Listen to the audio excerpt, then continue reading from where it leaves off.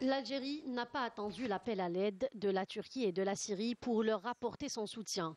Elle a vite dépêché de nombreux secouristes équipés de tout le matériel nécessaire.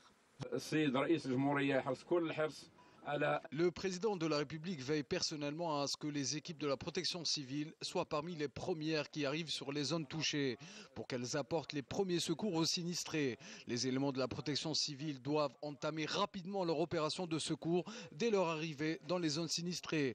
L'Algérie est connue pour ses positions fermes et répond toujours présente dans ce genre de sinistre. Des brigades cynophiles, des tentes, des médicaments et des dizaines de tonnes de denrées alimentaires ont été envoyées par l'Algérie pour venir en aide aux sinistrés. Nous avons des équipes spécialisées dans le secours des sinistrés sous les décombres, des équipes cynotechniques de chiens dressés, des équipes médicales et bien d'autres équipes de la protection civile formées en secourisme lors des séismes. تنفيذا لتعليمات السيد رئيس الجمهورية منذ الساعات الأولى من صبيحة اليوم شرع الهلال الأحمر الجزائري.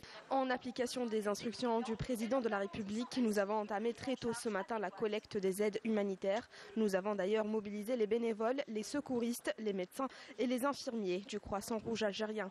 Ces équipes seront envoyées en Turquie et en Syrie pour participer aux opérations de secours. Les contacts restent permanents avec les Croissants Rouges turcs et syriens pour évaluer les besoins humanitaires des deux pays. Aujourd'hui, nous avons envoyé 115 tonnes de produits pharmaceutiques et alimentaires et des tentes à destination de la Syrie et une équipe constituée de 86 secouristes spécialisés dans les catastrophes naturelles ainsi qu'une aide de 95 tonnes de produits divers à destination de la Turquie.